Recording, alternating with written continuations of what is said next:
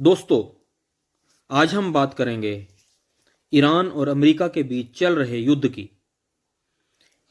कल यानी कि 8 अप्रैल वो दिन है जिस दिन के लिए अमेरिका ने ईरान को लास्ट अल्टीमेटम दिया है कि अगर कल की डेट तक ईरान ने सीज़ फायर नहीं किया और अमेरिका की कही हुई शर्तें नहीं मानी तो अमेरिका ईरान में ऐसी तबाही लाएगा कि वह स्टोन एज में चला जाएगा।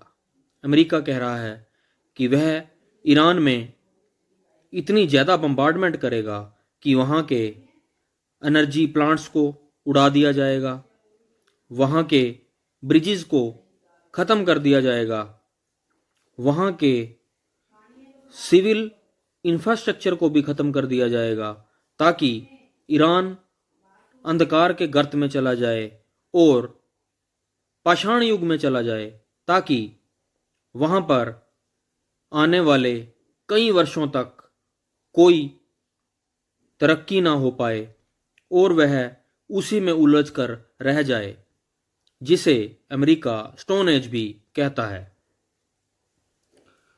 देखिए, युद्ध किसी कारण की वजह से लड़ा जाता है। हालांकि अमेरिका और इजराइल का कहना था कि ईरान न्यूक्लियर पावर ना बने, न्यूक्लियर हथियार ना बनाए, इसलिए हम उस पर युद्ध कर रहे हैं।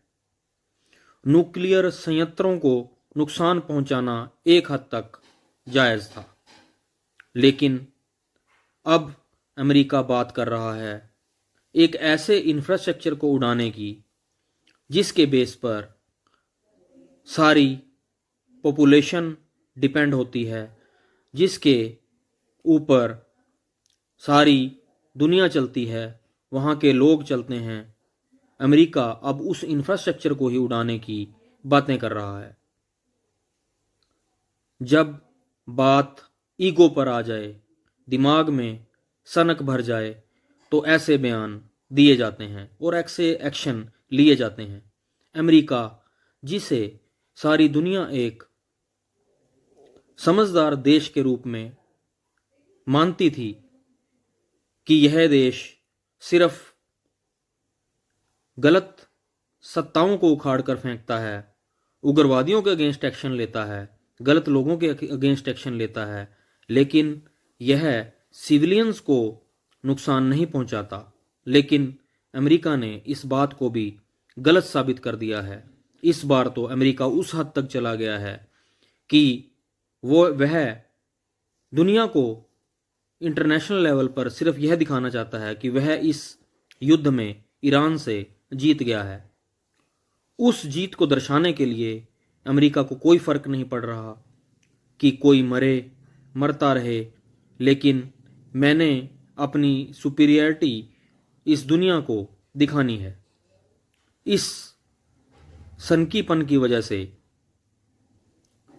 कितना नुकसान होगा यह शायद अमेरिका भूल गया है, क्योंकि अगर ईरान में अमेरिका हर चीज़ तबाह करने की कोशिश करेगा तो आप खुद सोच लीजिए कि गल्फ कंट्रीज़ का क्या होगा और इजराइल का क्या होगा।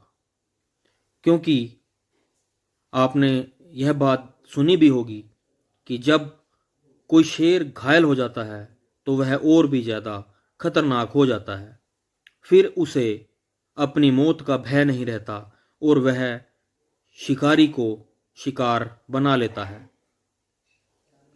हम चाहते हैं कि दुनिया में शांति कायम हो, लेकिन अमेरिका अपनी ईगो नहीं छोड़ रहा और इसी वजह से अमेरिका के हमलों का जवाब ईरान दे रहा है।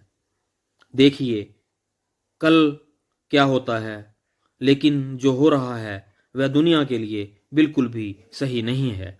आशा करते हैं आपको हमारे विचार अच्छे लगे होंगे। मिलते हैं हमारे नेक्स्ट वीडियो में, तब तक के लिए धन्यवाद।